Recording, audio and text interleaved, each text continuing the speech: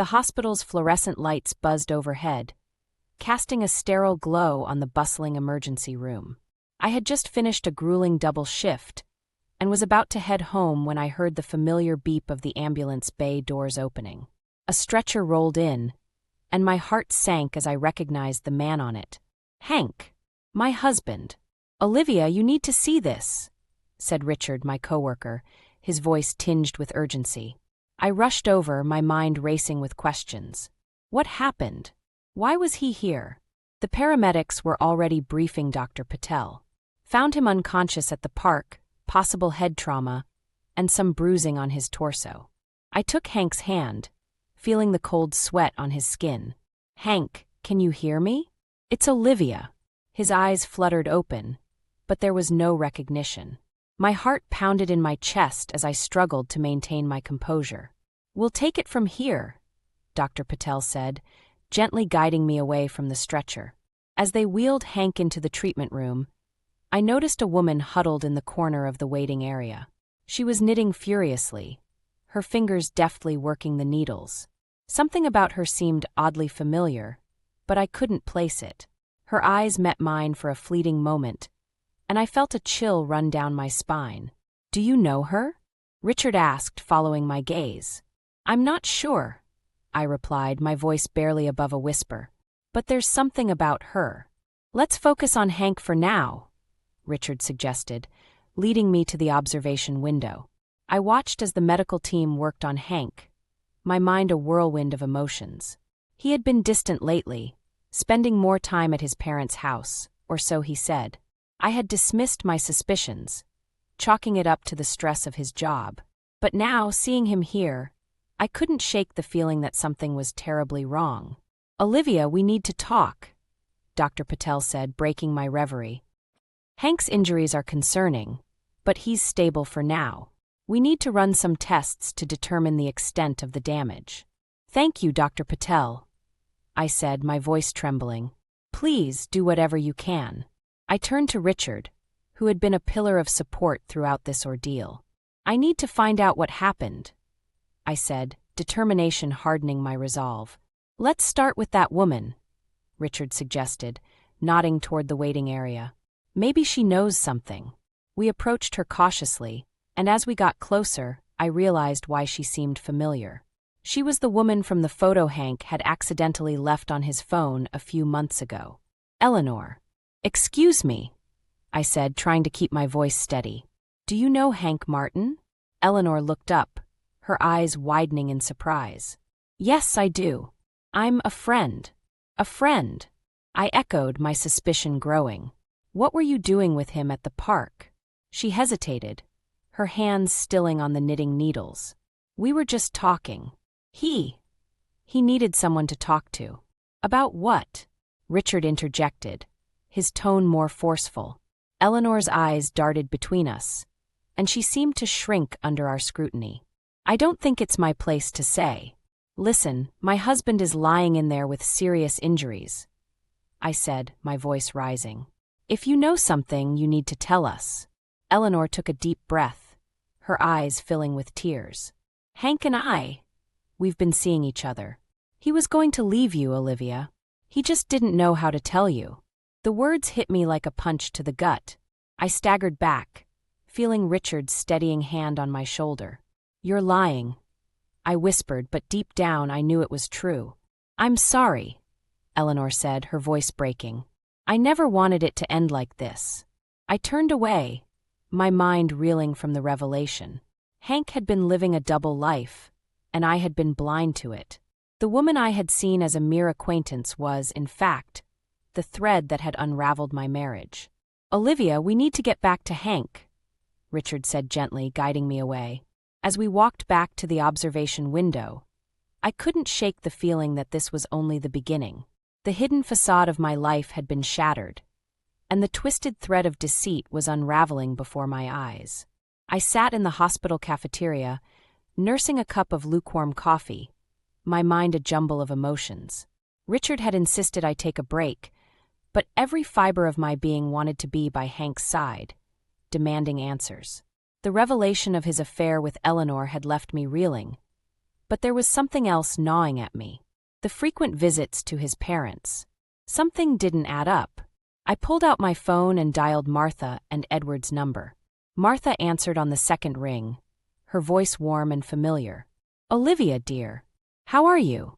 "Martha, I need to ask you something," I said, trying to keep my voice steady. "Has Hank been visiting you and Edward a lot lately?" There was a pause on the other end, followed by a confused chuckle. "No, dear. We haven't seen Hank in weeks. Is everything all right?" My heart sank. "Yes, everything's fine. Just checking in." "Thanks, Martha." I hung up, my mind racing. Hank had been lying about visiting his parents. But why? And where had he been going instead? My phone buzzed with a text from Richard. "Hank's awake. Come back to the ER." I rushed back to the emergency room, my thoughts swirling with questions. Hank lay on the hospital bed, looking pale and disoriented. Richard stood by his side, a concerned look on his face. "Olivia," Hank croaked, his voice barely audible. I forced myself to stay calm. "Hank, what happened? Why were you at the park?" He looked away, his eyes filled with guilt. I don't remember." "Don't remember?" I repeated, my frustration boiling over. "You were found unconscious with bruises, Hank. And Eleanor was there. She told me everything." Hank's eyes widened in shock. "Eleanor? She was there." "Yes, she was," I said, my voice trembling with anger. "And she told me about your affair. How long has this been going on, Hank?" He looked down, unable to meet my gaze. "A few months," he admitted. "But it's over now. I swear." I felt a bitter laugh escape my lips. "Over? You expect me to believe that? You've been lying to me about everything. Even visiting your parents." Hank's face paled further. "Olivia, please. I can explain." "Explain what?" I snapped. "That you've been lying to me, cheating on me, and making a fool out of me?" Richard stepped forward, placing a reassuring hand on my shoulder. "Olivia, maybe we should give him some time to rest." I shook my head, my resolve hardening. "No, I need answers." Hank's eyes filled with tears. "I never meant to hurt you, Olivia. I was confused, and Eleanor was... She was just a distraction." "A distraction?" I echoed, my voice breaking.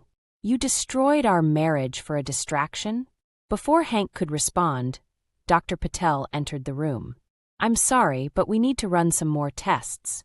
Hank needs to rest." I nodded numbly, allowing Richard to guide me out of the room. As we walked down the hallway, I felt a mix of anger, betrayal, and confusion. "Olivia, you need to take care of yourself," Richard said gently. "This is a lot to process." "I know," I replied, my voice hollow. "But I can't just sit back and do nothing. I need to find out the truth." Richard nodded in understanding. "We'll figure this out together. You're not alone in this." As we reached the hospital entrance, I took a deep breath, trying to steady my emotions.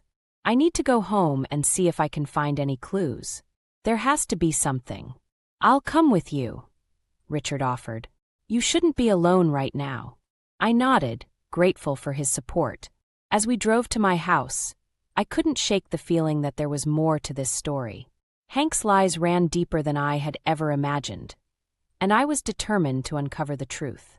When we arrived home, I headed straight to Hank's office, Richard close behind. I rifled through his desk drawers, searching for anything that might explain his behavior. My hands trembled as I opened a locked drawer with the spare key I had found in his nightstand. Inside, I found a stack of letters, all addressed to Hank from Eleanor. My heart pounded as I read through them, each one revealing more about their affair. But it was the last letter that sent a chill down my spine. "Hank, we need to talk. I can't keep this secret any longer. Meet me at the park tomorrow. Eleanor." I showed the letter to Richard, my hands shaking. "This is it. This is why he was at the park." Richard's eyes widened as he read the letter. "Olivia, we need to find out what this secret is." I nodded, my resolve hardening. The cracks in Hank's facade were widening, and I was determined to uncover the truth, no matter how painful it might be. Back at the hospital, I couldn't shake the image of Hank's pale, guilt-ridden face from my mind. But the letters I found at home were even more damning. Eleanor had hinted at a secret so grave that it had driven Hank to meet her at the park. What could be so significant that it warranted such secrecy? As I walked through the hospital corridors, my phone buzzed. It was Laura, my trusted attorney and friend. "Olivia, I heard about Hank. Are you okay?" "Laura, I need your help," I said, my voice trembling. I found letters from Eleanor to Hank. She mentioned a secret they were keeping. "I need to know what it is." "Come to my office," Laura replied. "We'll figure this out together." I made my way to Laura's office, my mind racing with possibilities. Laura greeted me with a warm hug, her presence a comforting anchor in the storm of my emotions. "Let's sit down and go through everything," she said, guiding me to a chair. I handed her the letters, watching as she read through them, her brow furrowing in concentration. "This is serious, Olivia," she said finally. "We need to find out what this secret is. It could be crucial for your case." "How do we do that?" I asked, feeling a surge of determination. "We start by talking to Eleanor," Laura said. "She holds the key to this mystery." Back at the hospital, I found Eleanor in the waiting area, her knitting abandoned on her lap. "We need to talk," I said, my voice firm. Eleanor looked up, her eyes filled with apprehension. "I told you everything I know," she said, her voice shaky. "No, you didn't," I replied, my anger simmering just beneath the surface. "What is this secret you and Hank were keeping?" Eleanor's eyes widened in panic. I can't tell you." "You have to," I insisted. "If you care about Hank at all, you'll tell me the truth." Eleanor took a deep breath, her hands trembling. "It's about his job. Hank was involved in something illegal. He didn't want to, but he was coerced into it." My heart pounded in my chest. "What do you mean, illegal?" "Hank works for the government," Eleanor explained. "He was pressured into falsifying documents. He was terrified of getting caught, and he didn't know how to get out of it." I felt a wave of nausea wash over me. "Why didn't he tell me?" "He was trying to protect you," Eleanor said, tears streaming down her face. "He thought if you didn't know, you wouldn't be in danger." I staggered back, the weight of the revelation hitting me like a ton of bricks. Hank had been living a double life, not just with Eleanor, but with his job as well. The pieces of the puzzle were falling into place, and the picture they formed was more horrifying than I could have imagined. "Olivia," Richard's voice broke through my thoughts. "We need to talk." I followed him to a quiet corner of the hospital, my mind still reeling from Eleanor's confession. "What's going on?" I asked, my voice barely above a whisper. "Hank's condition is worse than we thought," Richard said, his expression grim. "The tests revealed internal bleeding. He needs surgery, and there's a chance he might not make it." I felt a surge of panic. "No, he can't die. Not without answering for what he's done." "Olivia, you need to prepare yourself," Richard said gently. "This might be your last chance to talk to him." I nodded, my resolve hardening. I needed answers, and I needed them now. I rushed back to Hank's room, finding him pale and weak on the bed. "Hank, you need to tell me the truth," I said, my voice shaking. "What were you involved in?" Hank's eyes filled with tears. "Olivia, I'm so sorry. I never wanted you to find out like this. Tell me," I insisted, my heart pounding in my chest. Hank took a deep breath, his voice barely audible. "I was forced to falsify documents for a government contractor. They threatened me, said they'd hurt you if I didn't comply. I didn't know what to do. I felt a surge of anger and betrayal. Why didn't you come to me? We could have figured it out together." "I was scared," Hank admitted, tears streaming down his face. "I thought I was protecting you." Before I could respond, Dr. Patel entered the room. "We need to take Hank into surgery now." I nodded, stepping back as the medical team prepared to wheel Hank away. As they moved him out of the room, Hank reached out and took my hand. "Olivia, I'm so sorry. I love you." I watched as they wheeled him down the hallway, my heart heavy with a mix of anger, betrayal, and a glimmer of hope. The threads of deceit were unraveling, and I was determined to find out the full truth, no matter what it took. I paced the sterile waiting room, my mind a whirlwind of thoughts. Hank was in surgery, fighting for his life, and I was left grappling with the enormity of his betrayal and the dangerous secret he had been keeping. Richard sat nearby, his presence a steadying force. "Olivia, you need to sit down," Richard said gently. "You're going to wear yourself out." "I can't," I replied, my voice trembling. "I need to understand why Hank did this. How could he lie to me for so long?" "People do desperate things when they're scared," Richard said. "But that doesn't excuse what he did. You deserve better." I nodded, my eyes filling with tears.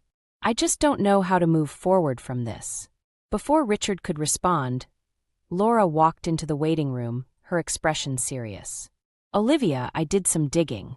Hank's involvement with the government contractor is more complicated than we thought."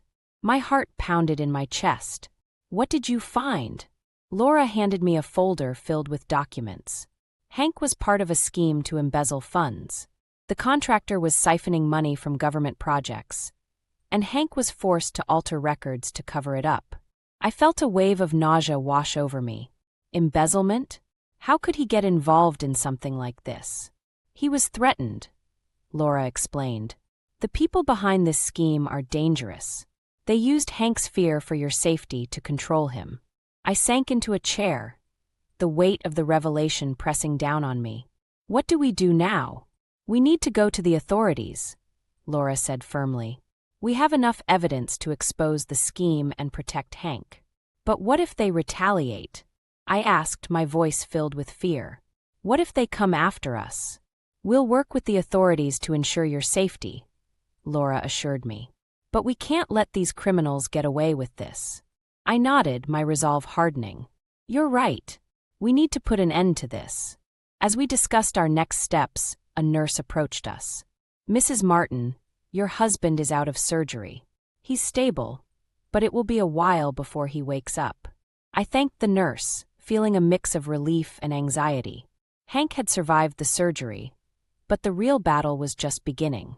We needed to expose the truth and ensure our safety. "Olivia, you should go see Hank," Richard said. "I'll stay here and help Laura with the evidence." I nodded, grateful for their support. As I walked to Hank's room, I felt a surge of determination. I needed answers, and I needed to confront Hank about his actions. When I entered the room, Hank lay motionless on the bed, his face pale and gaunt. I took a deep breath, steeling myself for the conversation ahead. "Hank," I whispered, taking his hand. "You need to wake up. We need to talk." His eyes fluttered open, and he looked at me with a mix of guilt and sorrow. "Olivia, I'm so sorry." "Sorry isn't enough," I said, my voice firm. "You put us both in danger with your lies. We need to go to the authorities and expose the people behind this scheme." Hank's eyes widened in fear. "No, Olivia. They'll come after us. They won't stop until we're dead. We'll work with the authorities to protect ourselves," I insisted. "But we can't let these criminals get away with this. We need to do what's right." Hank looked away, his face contorted with pain. "I never wanted any of this. I just wanted to protect you." "You protected me by lying to me and having an affair?" I asked, my voice breaking. "You betrayed me, Hank. But we can still make things right." He took a deep breath, his eyes filled with tears. "Okay, we'll go to the authorities. But you need to promise me something." "What?" I asked, my heart pounding. "Promise me that you'll stay safe," he said, his voice trembling. "No matter what happens, I need to know that you're safe." I nodded, tears streaming down my face. "I promise." As I left the room, my mind was a whirlwind of emotions. The stakes had never been higher, and the path ahead was fraught with danger. But I was determined to uncover the truth and protect the people I loved. The threads of deceit were unraveling, and I was ready to face whatever came next. The morning sun filtered through the blinds, casting long shadows across the hospital room. Hank was still asleep, his face a mask of exhaustion and regret. I stood by the window, my mind racing with the enormity of what lay ahead. We had agreed to go to the authorities, but the fear of retaliation loomed large. Laura had arranged a meeting with a federal investigator, and my heart pounded as I prepared to leave. Richard had insisted on coming with me, his unwavering support a lifeline in these turbulent times. "Ready?" Richard asked, his voice steady. I nodded, taking a deep breath. "Let's do this." We arrived at the federal building, the imposing structure adding to my anxiety. Laura met us in the lobby, her expression resolute. "Agent Collins is waiting for us. He specializes in cases like this." We followed her to a conference room, where a stern-looking man in a suit greeted us. "Mrs. Martin, I'm Agent Collins. Please have a seat." I sat down, my hands trembling. "Thank you for seeing us. Laura has briefed me on your situation," Agent Collins said, his gaze intense. "We take these matters very seriously. Can you provide any additional information?" I handed him the folder of documents Laura had compiled. These letters and records show Hank's involvement. He was coerced into falsifying documents for the contractor. Agent Collins reviewed the documents, his expression growing graver by the minute. "This is damning evidence. We need to move quickly to secure your safety and bring these criminals to justice." "What do we need to do?" I asked, my voice steady despite the fear gnawing at me. "We'll place you and your husband under protective custody," Agent Collins explained. "We'll also need Hank to testify against the contractor. His cooperation will be crucial." I felt a surge of relief mixed with dread. "Thank you. We'll do whatever it takes." As we left the federal building, I felt the weight of the situation pressing down on me. We were stepping into dangerous territory, but it was the only way to end this nightmare. Back at the hospital, I found Hank awake, his eyes filled with a mix of fear and determination. "Olivia, what did they say?" "We're going into protective custody," I explained, "and you need to testify against the contractor." Hank's face paled. "Testify? Olivia, they'll come after us. We'll be protected," I assured him, taking his hand. "But we can't let these criminals get away with this. It's the only way to make things right." Hank nodded, his grip tightening on my hand. "Okay, I'll do it." As we prepared to leave the hospital, I couldn't shake the feeling that we were being watched. Every shadow seemed to hold a threat, every passerby a potential danger.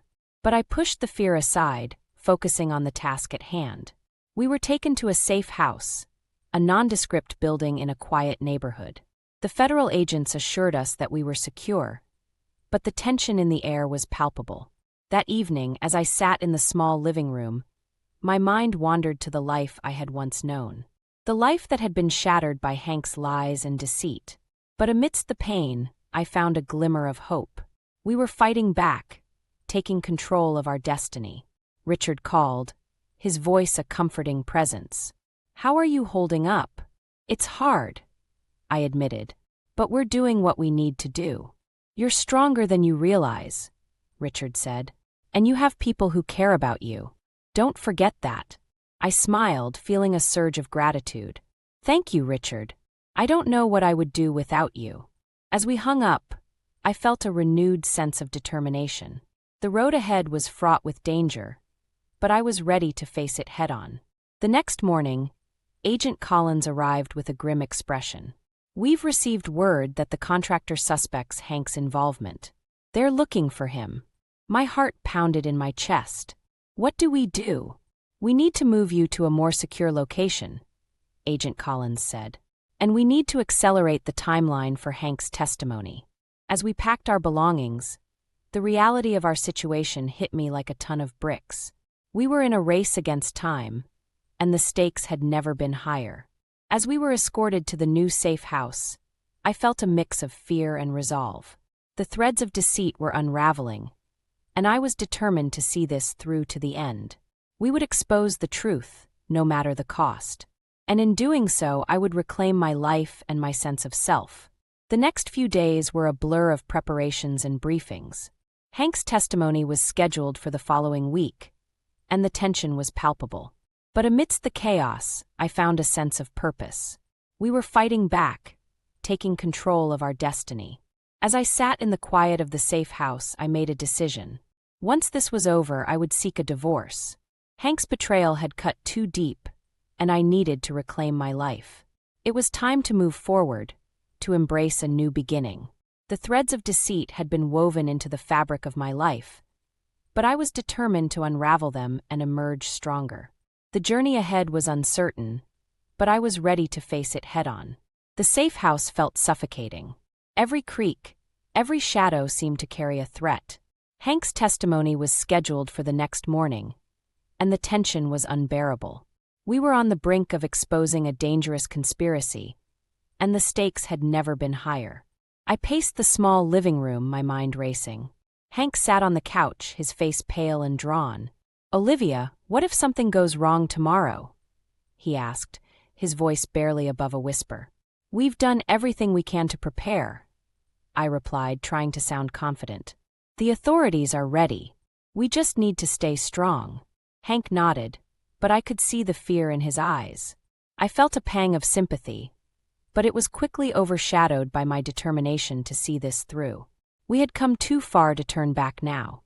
The doorbell rang and I jumped, my heart pounding. Richard and Laura entered, their expressions serious. "We need to go over the plan one more time," Laura said, her voice steady. We gathered around the small table, and Agent Collins joined us via video call. "Tomorrow is crucial," he said, his tone grave. "Hank's testimony will be the linchpin in our case. We need to ensure his safety at all costs. We'll have a secure escort to the courthouse," Laura explained. "And once the testimony is given, you'll be moved to a new location." "Understood," Hank said, his voice trembling slightly.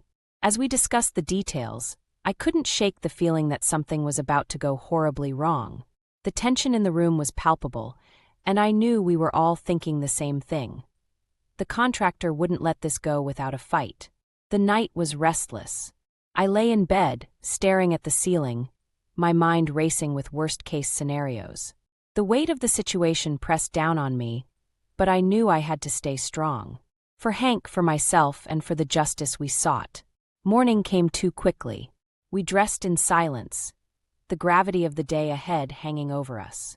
The federal agents arrived, and we were escorted to the secure vehicle. The ride to the courthouse was tense, every passing car and pedestrian a potential threat. As we arrived, Agent Collins met us at the entrance. "Stay close," he instructed. "We'll get you inside safely." The courthouse was a flurry of activity. Reporters and onlookers crowded the steps, but the agents formed a protective barrier around us. We made our way inside, the tension mounting with each step. In the courtroom, Hank took his place at the witness stand. I sat beside Laura, my heart pounding in my chest. The prosecutor began his questioning, and Hank's voice trembled as he recounted the details of the conspiracy. Suddenly, the courtroom doors burst open, and a group of men stormed in, their faces masked. Chaos erupted as the agents moved to intercept them.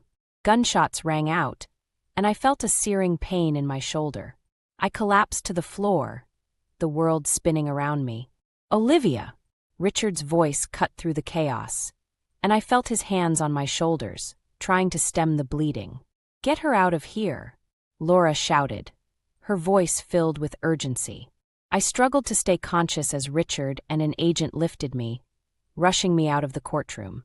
The pain was excruciating, but I forced myself to stay focused. We couldn't let the contractor win. Not now. We were ushered into a secure room, and a medic began treating my wound. "You're going to be okay," Richard said, his voice filled with concern. "Is Hank safe?" I asked, my voice weak. "He's fine," Richard assured me. They got him out in time. Relief washed over me, but it was quickly replaced by a surge of determination. "We need to finish this," I said, gritting my teeth against the pain. "Rest for now," Laura said, her voice gentle but firm. "We'll handle the rest." As I lay there, the weight of the situation pressed down on me. We had come so close to losing everything, but we had also come so far. The contractor's desperate attempt to silence us had failed, and I knew we were on the brink of exposing the truth. But the fight wasn't over yet. We still had to ensure Hank's testimony was heard, and we had to stay safe. The threads of deceit were unraveling, and I was determined to see this through to the end. As the medic finished bandaging my shoulder, I took a deep breath, steeling myself for what lay ahead. The stakes had never been higher, but I was ready to face whatever came next. We would expose the truth, no matter the cost. And in doing so, I would reclaim my life and my sense of self. The next morning, we were back in the courthouse, the security even tighter than before. Hank took the stand once more, his voice steady despite the fear in his eyes. As he delivered his testimony, I felt a surge of pride and determination. We were fighting back and we were winning. As the session ended, Agent Collins approached us, his expression serious but relieved. "You did it," he said. "The contractor's been arrested. You're safe now." I felt a wave of relief and exhaustion wash over me. We had done it. The threads of deceit had been unraveled, and justice had been served. But as I looked at Hank, I knew our journey wasn't over. We still had to face the consequences of his actions, and I still had to make a decision about our future. The road ahead was uncertain, but I was ready to face it head-on. The courthouse steps were a blur as we exited, flanked by federal agents. Hank's testimony had been delivered, but the sense of danger still lingered in the air. We were escorted to a waiting car, the tension palpable. "Where are we going?" I asked Agent Collins, who sat in the front seat. "To a secure location," he replied, his eyes scanning the surroundings. "Just a precaution until we ensure all threats are neutralized." As the car sped through the city, I glanced at Hank, who sat beside me, his face a mask of exhaustion and fear. The weight of his actions had taken a toll, but I knew we had to stay strong. We were in this together, at least for now. The car pulled up to an inconspicuous building, and we were hurried inside. The safe house was modest but secure, and the agents assured us we would be protected. "Stay here," Agent Collins instructed. "We'll update you as soon as we have more information." As the door closed behind him, the silence was deafening. Hank sank onto the couch, his head in his hands. "Olivia, I'm so sorry for everything. I never meant for it to get this far." I took a deep breath, my anger and hurt bubbling to the surface. "Hank, your lies and deceit have put us in danger. We can't go back to the way things were." "I know," he said, his voice breaking. "I don't expect you to forgive me, but I want to make things right." "Then sign the divorce papers," I said, my voice firm. "It's the only way we can both move forward." Hank looked up, his eyes filled with pain. "If that's what you want, I'll do it." I handed him the papers Laura had prepared, and he signed them without hesitation. As he handed them back, I felt a mix of relief and sadness. This was the end of our marriage, but it was also the beginning of my journey to reclaim my life. Before I could dwell on it, the door burst open, and Agent Collins rushed in, his face grim. "We need to move. Now." "What's happening?" I asked, my heart pounding. "The contractor's associates have been spotted nearby," he explained. "We need to get you to a more secure location." We were hurried out of the building and into a waiting van. As we sped through the streets, the tension was suffocating. I clutched Hank's hand, the fear and uncertainty overwhelming. Suddenly, the van screeched to a halt, and the doors flew open. Gunfire erupted and chaos ensued.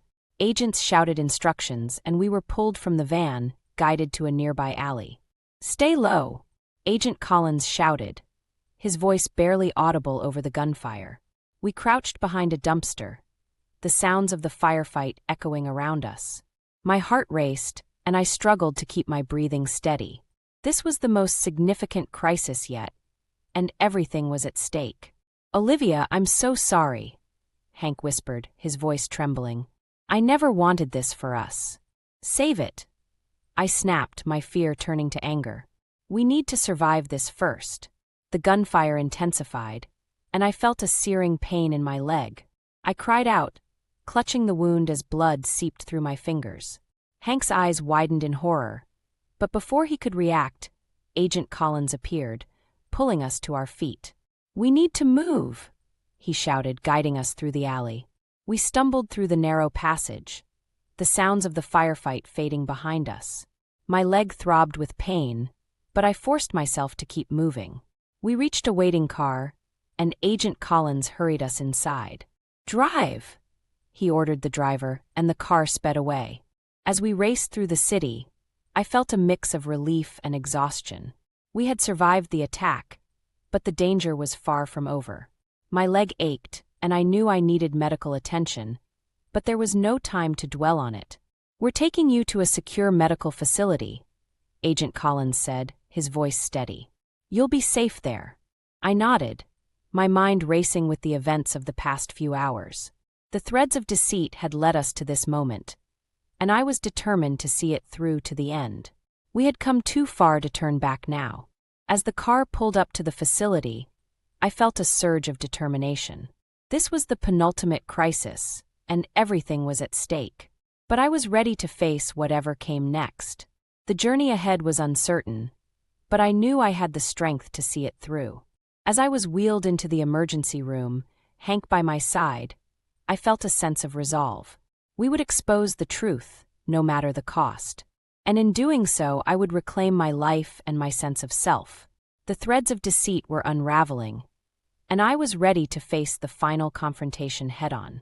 The sterile smell of the hospital room was a stark reminder of the chaos we had just escaped. My leg throbbed with pain, but the adrenaline kept me focused. I glanced at Hank, who sat by my bedside, his face etched with worry and guilt. We had survived the attack, but the final confrontation was still ahead. Agent Collins entered the room, his expression serious. "We've secured the area, but we need to act fast. The contractor's associates are still out there, and they won't stop until they've silenced Hank." I nodded, feeling a surge of determination. "What's the plan?" "We're moving you to a secure federal facility," he explained. "Hank will give his final statement there, and we'll ensure you both are protected." As the medical team prepared to transport me, I felt a mix of fear and resolve. This was it, the final push to bring down the conspiracy and reclaim my life. Richard and Laura arrived, their support a comforting presence. "We're with you every step of the way," Richard said, his voice steady. "Thank you," I replied, my voice filled with gratitude. "I couldn't have done this without you." The journey to the federal facility was tense, every moment filled with anticipation. When we arrived, the security was tighter than ever. Hank and I were escorted to a secure room where Agent Collins awaited us. "Hank, we need your full cooperation," Agent Collins said. "Your testimony will be the final nail in the coffin for these criminals." Hank nodded, his face pale but resolute. "I understand. I'm ready." As Hank began his statement, I felt a sense of closure. The lies, the deceit, the betrayal, everything was coming to light. Hank detailed the embezzlement scheme, the threats, and the coercion. His voice was steady, but I could see the weight of his actions bearing down on him. When he finished, Agent Collins nodded. "That's everything we need. We'll ensure this information is used to bring them all to justice." Relief washed over me, but it was quickly replaced by the realization that our journey wasn't over. We still had to face the fallout of Hank's actions, and I still had to move forward with my life. As we were escorted to a waiting room, I turned to Hank. "This is it, Hank. We've done everything we can. Now it's time to face the consequences." He looked at me, his eyes filled with remorse. "Olivia, I know I've hurt you beyond measure. I don't expect forgiveness, but I hope you can find peace." "I will," I said, my voice firm. "But it's time for both of us to move on." The next few days were a whirlwind of legal proceedings and security measures. The contractor and his associates were arrested, and the conspiracy was exposed. The media frenzy was intense, but I found solace in the fact that justice was being served. With the danger behind us, I focused on healing, both physically and emotionally. Richard and Laura were my pillars of support, their unwavering presence a constant reminder of the strength of true friendship. One evening, as I sat in my new apartment, I reflected on the journey that had brought me here. The threads of deceit had been unraveled, and I had emerged stronger. My divorce from Hank was finalized, and I felt a sense of liberation I hadn't known in years. Richard knocked on my door, a bottle of wine in hand. "Thought you might need some company," he said with a smile. "Always," I replied, feeling a warmth spread through me. As we sat on the balcony watching the sunset, I felt a sense of peace. The past few months had been a tumultuous journey, but I had found my way through the storm. I had reclaimed my life, and I was ready to embrace the future. "To new beginnings," Richard said, raising his glass. "To new beginnings," I echoed, clinking my glass with his. As the sun dipped below the horizon, I felt a sense of hope and possibility. The threads of deceit had been woven into the fabric of my life, but I had unraveled them and emerged stronger. The journey ahead was uncertain, but I knew I had the strength to face it head-on. With the support of my friends and the lessons I had learned, I was ready to embrace a new dawn. The past was behind me, and the future was filled with endless possibilities. I had faced betrayal, danger, and heartbreak, but I had come out the other side stronger and more determined than ever. As I looked out at the horizon, I felt a sense of gratitude for the journey that had brought me here. The broken promise had been a twisted thread of deceit, but it had also led me to discover my own strength and resilience. And in that moment, I knew that no matter what challenges lay ahead, I was ready to face them with courage and grace. The future was mine to shape, and I was determined to make it a beautiful one.